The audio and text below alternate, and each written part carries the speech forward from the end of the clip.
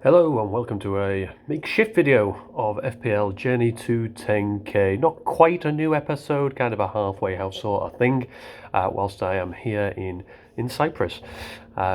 Bit cloudy today, but still good 25, 26 degrees, not to show off, but I live in Edinburgh usually, so it's a little bit warmer. So yeah, just thought I'd give my thoughts on game week 10, what my plans are for game week 11, whilst enjoying a little strawberry daiquiri. Cheers to you. Matt is looking to put out a bit more of a full episode this week, and then we'll be back next week, of course, back to the normal. But kicking off with my thoughts on game week 10, did manage to scrape a green arrow. I think the safety score was 68, and I got bang on 68. So I moved from 1.501 millionth to 1.499 millionth. But after 4 or 5 red arrows this season, I'll take any green arrow I can get. So just broke into the top 1.5 million. As I say, thanks to 68 points. Just to run through the team, I had Ariel in goal, 3 points. Porro for 2.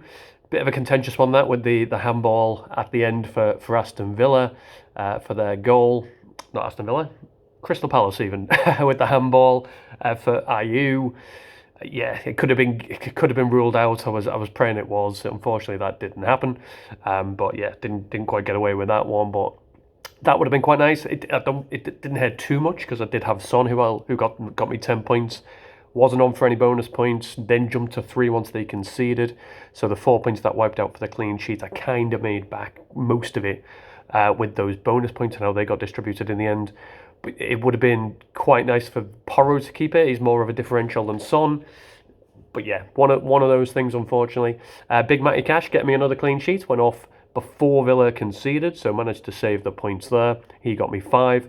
And then Dan Burn, the Newcastle defence this week, conceded twice. I think a lot of the players got booked. So unless you had Shah, who managed to get 5 points, you were pretty much on for a 0 or a 1 point with their defenders.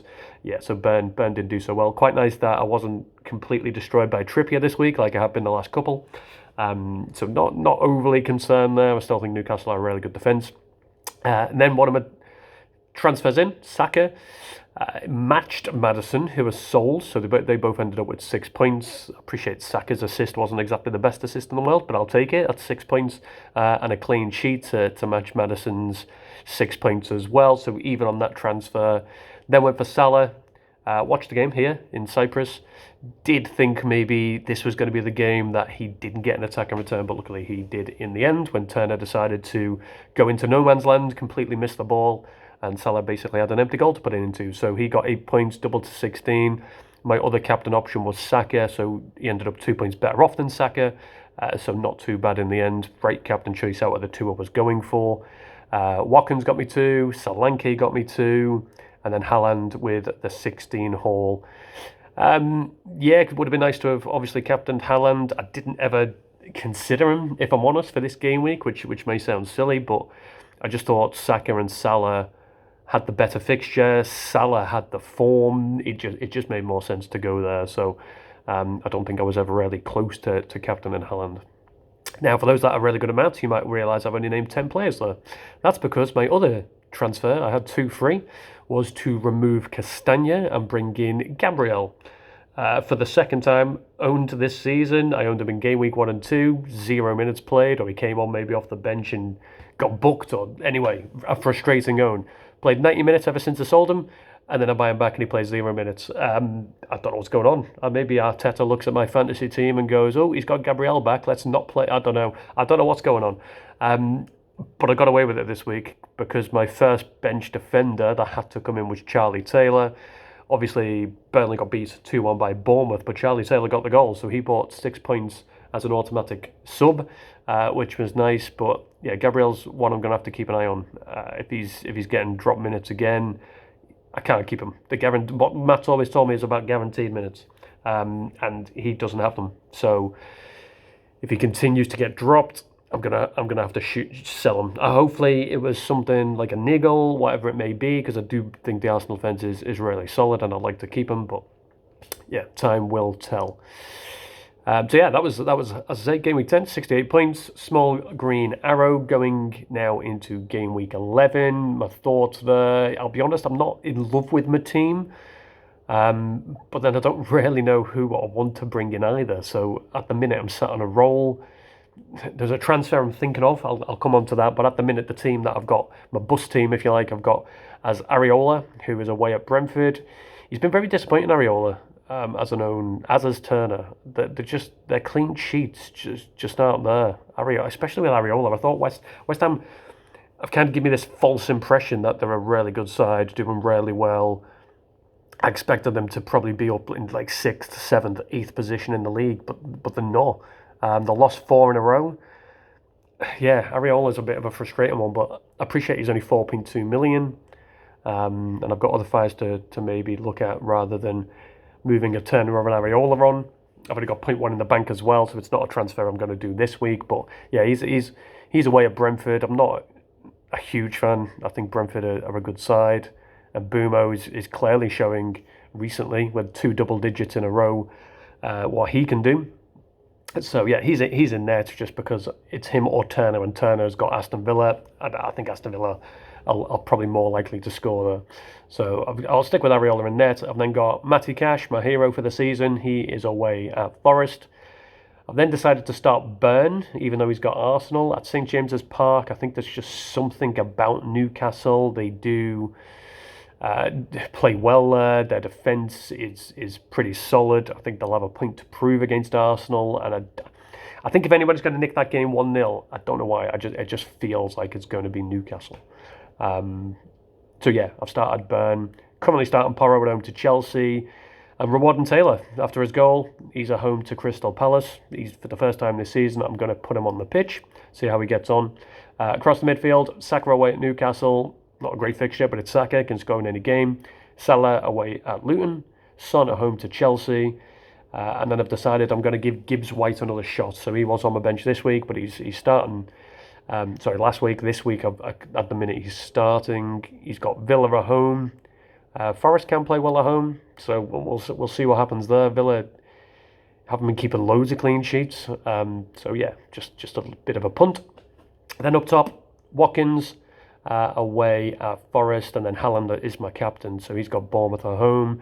After a 16-point haul, I have to captain him.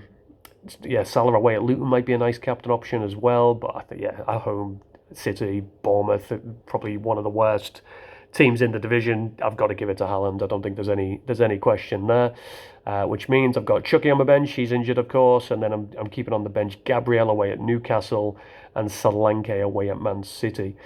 As I say, I'm not overly happy with the team, but looking at the fixtures, I don't think there's that many that I want to target. Obviously, City have got Bournemouth, but after that, they've got Chelsea, Liverpool, Tottenham, Villa, which are great fixtures.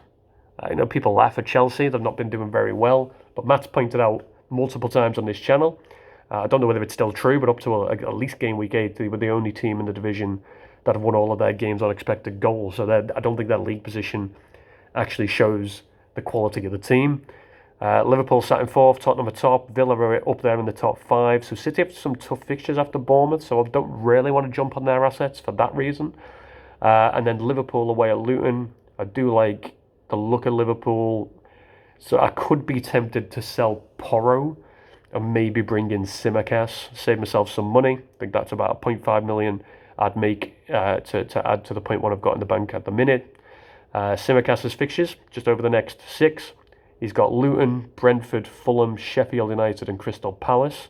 The other one's Man City, which is obviously, I expect them to concede. But out of those 5, could easily get 3 or 4 clean sheets, whereas Porro over the next 6 has Chelsea, Wolves away, and Wolves are good at home. We've seen they beat City there. They've just drew 2-2 with Newcastle. Chelsea, Wolves, Villa, City, West Ham and Newcastle. So very tough fixtures for Porro. The reason I don't want to do that this week is Chelsea don't have a goal scorer. They struggle, although they're winning on expected goals, they haven't got the person who's going to put it in the back of the net. And Porro's got Chelsea at home.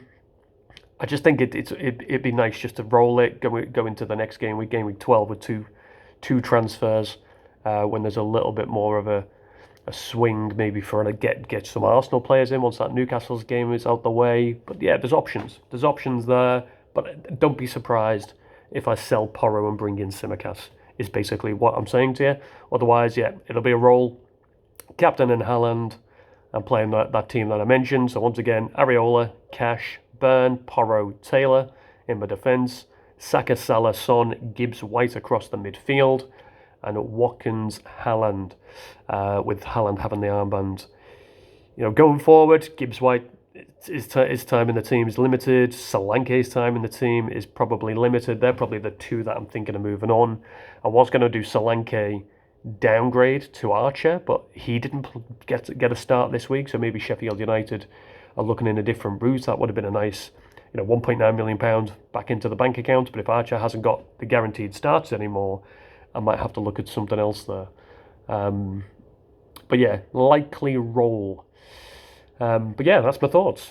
We will be back next week, returning for the classic, my favourite, Questions with Matt. Also, Matt versus Dave. I haven't done the maths to work out who won this. I'm sure somebody comment, let me know who won Matt versus Dave in game week 10. Ferguson got a goal, and I'm pretty sure I had Ferguson, so hopefully I've gone 2-0 up. But yeah, we'll find out next week. But we'll return, with questions for Matt versus Dave, and the boys will be back in town, as they say. But thanks for joining me for this short video. Look forward to Matt posting for the real content this week, and I'll join him again next week and see you all then as well. Best of luck for the game week.